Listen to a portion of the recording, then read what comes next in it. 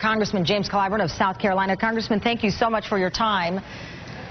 Oh, thank you so much for having me. Absolutely. So you've got Republicans saying this is dead on arrival. Many believe there won't be much adopted by the super committee. So what do you think could happen possibly next?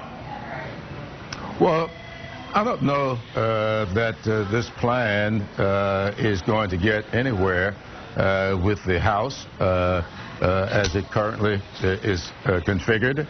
But I do believe that those of us on the Joint Select Committee are interested in what the President has to say. We're also interested in what our constituents are saying to us. Over the weekend, I was up in Boston, and people want to see job creation take place. And I think the President's plan is very big on job creation. They want to see the safety nets in this country preserved. And I think the President is doing that. This is a pretty good, balanced approach. But the Joint Select Committee is going to continue to do its work, and we will certainly consult with what the President has proposed, as we will do the same thing with the budget that Mr. Ryan put up before. There are things in that budget that I'm particularly pleased with. And then we'll look at all these other things, diminutive Rivlin and Bowles Simpson. All these things and the Gang of Six will be on the table with us.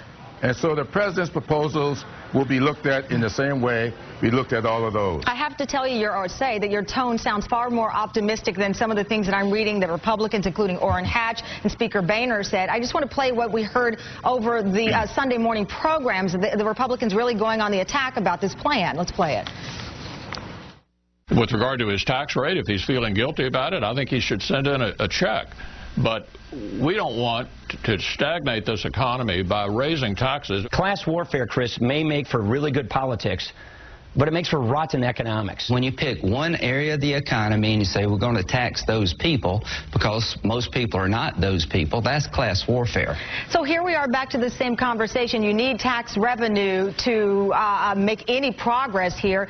It is a non-starter. So, sir, for the people who are watching this and they just heard the series of sound bites from several different Republicans, how are we to believe that anything is going to even move forward, even with your optimistic tone compared to what those individuals just said?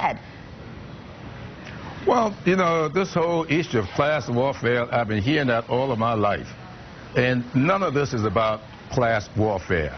I want to know, why is it that if you say to a multimillionaire, your tax rate ought to be the same as your employees. You ought not have a lower tax rate than the people who work for you and help make you a multimillionaire.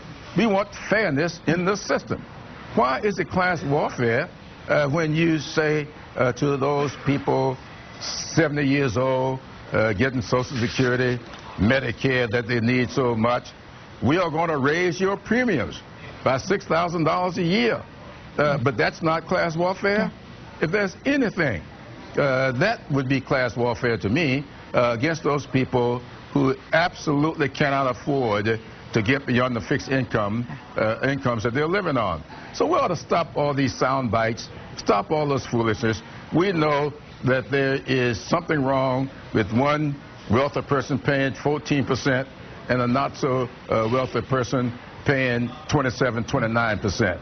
And so that kind of stuff is just a little bit silly, and we ought to stop it. Congressman James Clyburn, thank you so much for your time. We greatly appreciate it.